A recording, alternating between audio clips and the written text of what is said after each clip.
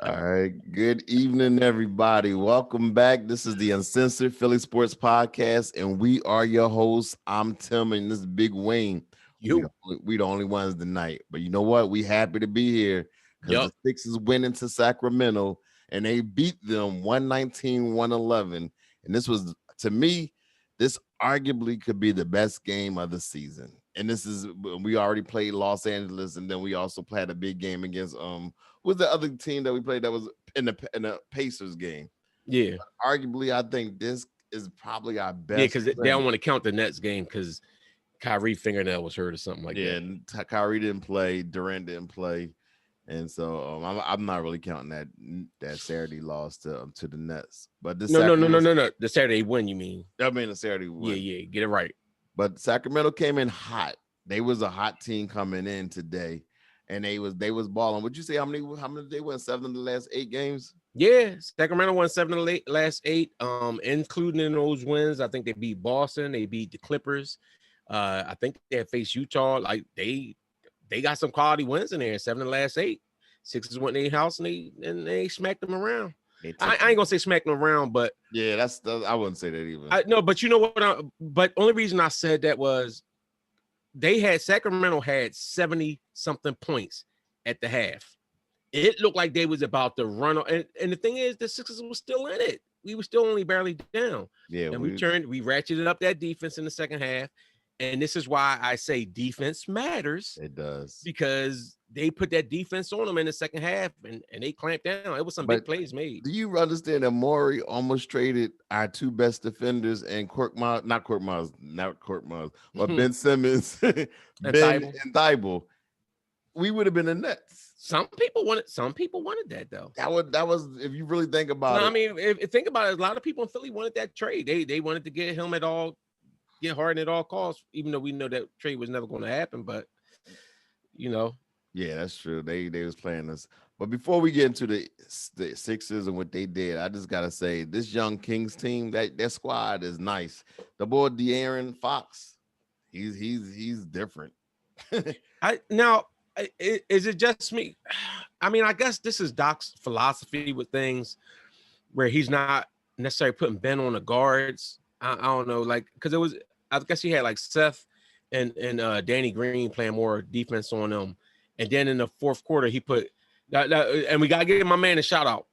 Thybulle came in and put the clamps on that bull. It's like Thybulle put the clamps on him. He come in like Batman and just be like all over. He did. This is the Thybulle I was looking at last year. Yeah. This is the Thybulle I was looking at on defense. And wait, we got what got you the most excited about this game? I think it was that Thybulle.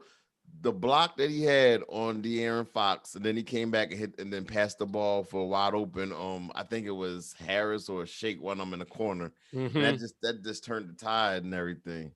For me, Seth Curry looked like he's back, baby. I gotta get it. Seth looked like he's gonna start. If Seth is back, if that bull, I'm surprised Ephraim ain't gonna come on here just he must be asleep. He's sleep. Seth finished the game with 22 points. And he ain't even hardly play in the fourth, like the second half of the fourth. He the one, he kept us in the game because they was hot shooting. Like Wayne said, they had 71 points in the first half. We gave up over 40 points in the second quarter alone, which was our defense was pitiful. Yeah. It was pitiful. And then I guess also we played Korkmaz a lot in that second quarter. Don't say that because Korkmaz was hitting shots. Korkmaz plays good offense. His defense, but if you giving up as many points as you're making.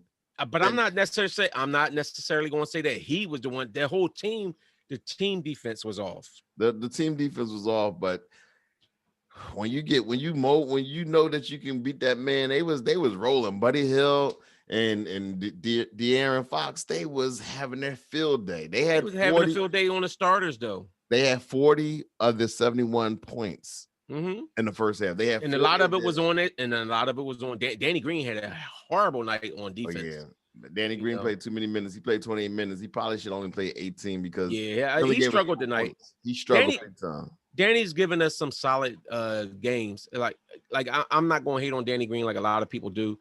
I don't expect a lot from Danny Green. But this was a good team win. And B struggled offensively. He was struggling offensively, and then down the stretch, he had some clutch shots, some quality shots, some free throws, and he ended up having 23. Like, this is on a night where, like, looking at it, I was like, we in trouble. Like, our main dude not scoring. Tobias was struggling a little bit. He stepped up in the fourth. This was I'm excited. This was a quality win to me. But Ben, and to your point, but Embiid, he had a right to struggle today. He's been on 90% of the games. Yeah. So if for one day that he struggled, I'm not going to beat him up too much. But he also came through as far as free throws. I think he had all his free throws down the stretch, and we needed every last one of them. And I want to briefly talk about my bad Benjamin. It is funny. It's a shame they not on here tonight because, bruh, Ben almost gave the game away. Ben got scared. And don't get me wrong, he played well. Yeah, he had a decent game. Up until that point. Yeah, but we were right about to go up by 10. We were up 8. We're about to go up by 10. He gets the ball, and the ball just flew out his hand. And then wait, no. First of all, we gotta do the whole thing. First of all, he got the ball. He had a mismatch. I think it was De'Aaron Fox on him. He went up with a little jump hook. He missed it, got the rebound back, pump fake, went up, and just lost the ball. Like, all he had to do was go. If he'd got it was an easy dunk. He just lost the ball. And then he went down and hit a 3. 5-point swing. It was. And it gave him life. All I knew is that if we lost the game, that was the. Me too. I ain't gonna hold you. If we lost, and then he missed a free throw. He went. Yeah, he was 1 or 2 in that free throw. So they was great to do the heck of Ben John. That, like I said, to me, he got to hit his free throws, bro. Yeah. If anything, he got to hit the free throws. Still finished with 14 points, 7 rebounds, and 9 assists. He played a good game. And defensively, he did well, but he did. He just got to get that nervousness out. And I think the nervousness plays a role in why he don't take jump shots as well. It's like I could agree with that. So it's like he just whatever it is. If you have to see a sports psychologist or something, that's my dude. I'm still rocking with him, but man, he almost. But that's what I'm saying. It's certain stuff I don't expect from Ben, but I do expect you to be able to shoot your free throws good enough. Whereas though, if you're going to be the point guard and handling the ball, and they're fouling you on, if they're giving you the hack a Shaq treatment, then you can't handle the ball. If they're giving you the hack a Shaq treatment and you can't hit it, you can't handle the ball down the fourth. And that's why when we had Jimmy was the one handling it. Yeah. So, but that being said, Ben Simmons does still bring a whole lot to the game, to the team. So the ball, Dwight Howard, his presence in the fourth quarter was nice though, because he actually played well defensively, especially when and I don't think that was a goaltending. I didn't think so at first, but on the replay, if you look at it, the ball was going down. It was at first. I ain't gonna front. I was heated. I was like, that was clean, but the ball was on a decline. Yeah, I mean, I did see that. I thought it was short, but then they gagged him also on a putback when it really wasn't. They said it was basket interference. One of the plays coming down. Yeah, and that was clean off the rim. It was clean. He getting a little bit of a reputation, I think. Well, I mean, I ain't gonna say getting because I know I'm about to say this is he's a seasoned vet, so this is who he is. But it seemed like to me a little bit sometimes the refs, it might be his antics or something, because he always all extra demonstrative and then when he do foul people, he be fouling them extra hard. So I think part of that is the refs look at, how sometimes when a dude do extra, so you don't give him the benefit of the doubt of some calls, and I think that's what happens with Dwight. Yeah. What do you think of not Tobias, but Doc's rotation, where he starts the starters and then towards the middle or the beginning of the first quarter, he takes out Tobias, and then in the second quarter, he brings in Tobias with the second team with Dwight Howard. You like that rotation? I do. I think it's solid. Yeah, I like when they do the rotation for stretches, like that rotation that we actually had them when we was moving the ball and making that run, when you got Ben, Bede, Shake, Thybulle, and Tobias. We was making that run like when you got Ben and Thybulle. When you got them that and then Bede on the back end. Yeah, that's or nice. Even if the White in the back end is still that's strong. Yeah. It is. And that's what I'm saying with that rotation, because then you'll end up having that, like you said, he'll take Bede out and then he'll have Ben, Thybulle, and Howard in there, and that defense is nice. My only thing is, I don't know if I want Korkmaz to be my first one. Like he's dug in that Korkmaz is the first person off the You got to bench. stop hating on Korkmaz. You got to. I like Korkmaz for what he is, but to me, like Sacramento's playing that. Korkmaz shot 5 for 7. This is what he is.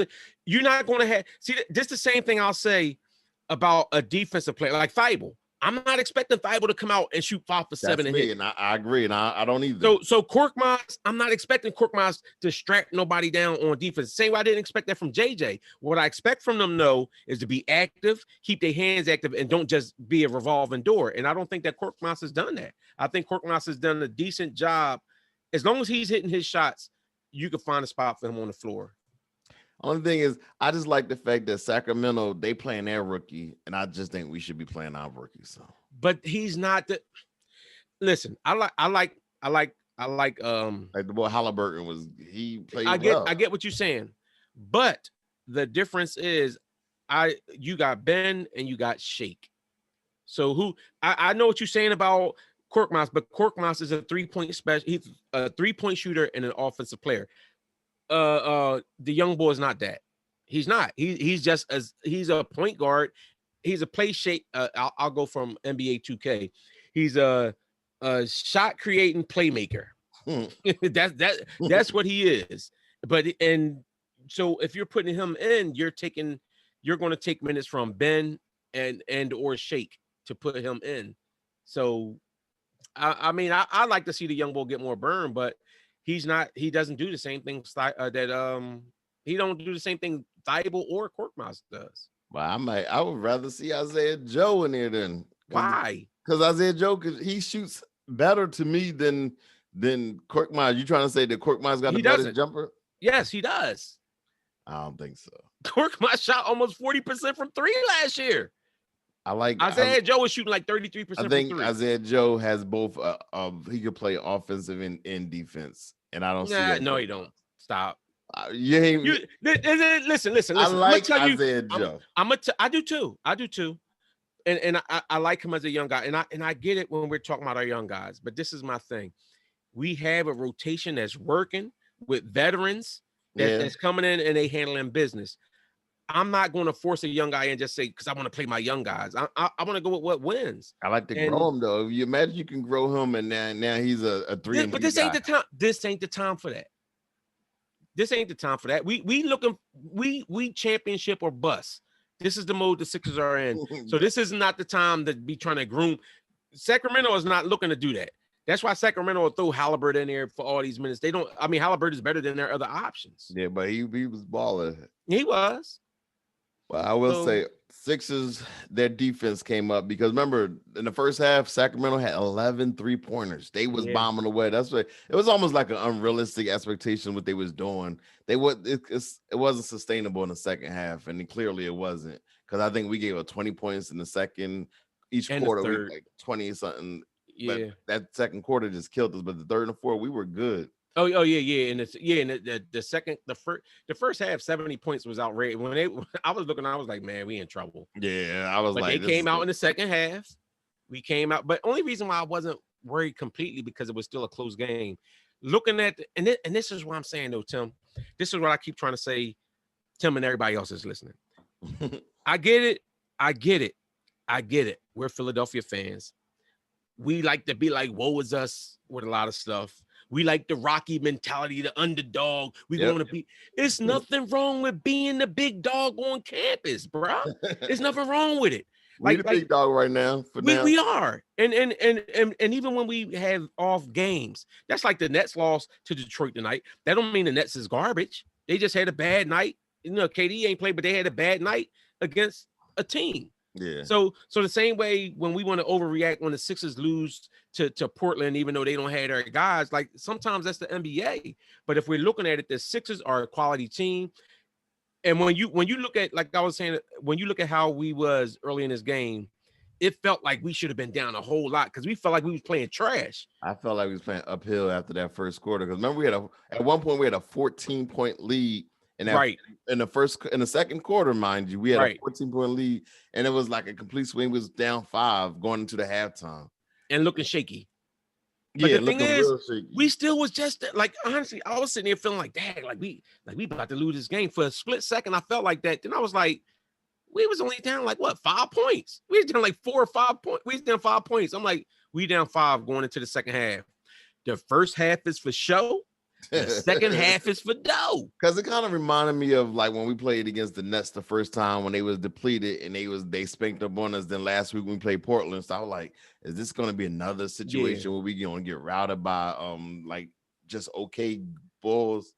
But again, the starting 5, as long as they start and we 14 or 15? No, we undefeated. Something like that. So I mean, I like it. And then Tobias, what happened was Tobias, the first 3 quarters was a no-show at all. He was, I think he had 10 points but then fourth quarter, it's showtime for him. In fourth quarter, he brings us home. And see, that's the stuff that I talk about, and you're absolutely right. But this is the stuff I talk about when I talk about our team depth. When I always talk about depth, because sometimes when your starters are struggling, now you got bench guys. I don't expect my bench guys to necessarily be guys that's going to start. That could be starters and score all these points and everything else. But when you have a team, you overcome rough patches. And I'm starting to get more. I'm getting more and more confident with the Sixers in that they handle business like that. Like we done had games where you feel like, oh man, they about to blow this, they messing it up, and then they do what good teams do. They buckle down and they get the win. But the biggest adjustment was because Ben was sticking De'Aaron Fox early on, and he was getting cooked a lot. I ain't want to bring it out, and then I'm just Doc Rivers even he said Ben did well, but he said Matisse Thybulle was better suited to defend Fox, and that's when the game changed. Fox didn't get off in the second half. Was Ben playing him in the first half? I thought Ben was. It looked like he was more Harrison Barnes. It seemed like they put Ben on the forward more. Because I was like, dang, I like Ben is getting toasted, but I mean, 6'10", and you got a 6'3" dude, and one thing about Fox, the Bull, he only 2 dribbles and he's already at the basket laying the ball up, and then he was shooting. So I mean, and then Thybulle definitely clamped down on him. Yeah, so that was, if anything, with Doc, probably a lesson he could learn is bring in Thybulle a little bit earlier and let him play the defense. The thing is, I guess he trying to figure out how he could play him, maybe switch him and take out Danny Green. Well, Danny Green had an off night tonight. But see, I'm not gonna. I'm not smoking. He was good, so you can't take out Curry because. But this is what I'm saying though, and this is why I keep saying about the depth part. When you have, like, we've had games where Danny Green really stunk it up, but then you've had games where Danny Green played. When you got a quality team, you have stuff like that happen. You have your superstars, and this was a night when Embiid was struggling for a good period of time. He was. And Embiid and Tobias, our top 2 scorers, was struggling a little bit. But like you said, the rest of the team held stuff together. In the second half, their defense tightened up, everything else, and then they let the stars bring us home. They let our scorers bring us home. Yeah, but I'm telling you, Matisse is the key. When him and Ben get in there, it's curtains. You can't. All that shooting that you was doing before is done. It's over. Yeah, and even the passes, the passes when they're trying to make the pass in the pass, they're active in the passing lane. Yeah. So I mean, we got that win, so I'm happy. Now we going to Portland. What do you think about Portland? That matchup? I think we got this. I need to see aggressive Ben. Ben came out aggressive this game, offensively. He came out aggressive and was down there in the paint and posting up and doing all that. So that's what I want to see consistently. I need to see him consistently being aggressive, but I need him to hit them free throws. Yeah, I think that was the one thing that he kind of down the stretch. He hit 2 at one point, but what was he shooting from free throws anyway tonight? I think he was like 1 for 4 at one point. He was like 1 for 4, and I was like, oh my goodness, like what is this dude doing? Doc said his favorite play of the night was Embiid was the cross court pass from Harrison, the corner 3 in the fourth quarter. That was huge. Do you remember that? For who? When B was up there double team and he found the open Tobias and swung it and Tobias hit it. He said that was the best play of the night from him. That's what Doc said, and I agree. Well, I like the I thought a crucial transition was other than when Ben almost tried to get a game away. But it was like it was one play. It was something happened, and then like we were scrambling for the ball, and then they got it back, and they went down the court, and then we just were scrambling on defense. It was like everybody was hustling around on defense, and then Embiid ended up getting the steal, and they tried to pack. It was like we just buckled down on defense, man. I like defense. I like offense too. Everybody likes offense, but defense means your ball like that. Like you really got to be locked in. That makes it for the team to play that's defense. championship worthy. That makes us contenders. Yeah, I agree. Our defense makes us a true contender. That's what I want to see. This road trip to me is so important. We got Phoenix on Saturday and then Utah on Tuesday. I think we can actually go 4-0. I know it'll sound crazy, but that Utah game. I think we're gonna catch an L in there somewhere. If we go 4-0, I'll lose my mind. I know. I think we're gonna catch an L in there somewhere. We mess around and lose to Portland again. But I don't think, like, I was talking to a couple Portland fans like after that game, and it was like for real, they wasn't expecting them boys to be shooting like that. Yeah. It was like them boys was hot. So, but then again, Dame wasn't playing, so we don't know. If they ain't playing, we don't know what that's going to be about. He might drop a double nickel or something. Right. I can see that happening. All right. So once again, the Sixers come out and win 119-111 against the Sacramento King, a hot team. Right now, they're 12-12, but their record, it doesn't really show exactly how good they really are. They, again, won the last 7 or 8 games. So we'll see y'all after the game on Thursday night. Thanks for joining us. Don't forget to like, comment, and subscribe to our channel. And hold on, what you always say? Like, share, subscribe. What you say? Come here, come say it. Come say it. Hold up. Come around. He always watches YouTube stuff. Come on, I said I was gonna let him say it. What you say for the YouTube? Click the subscribe and give us thumbs up. Awesome. That's up. That's what's up, young boy. He could squeeze fast. Click subscribe and give a thumbs up. That's what's up. Listen, don't forget to subscribe to our on Twitter as well. So again, we'll catch you after the game. All right.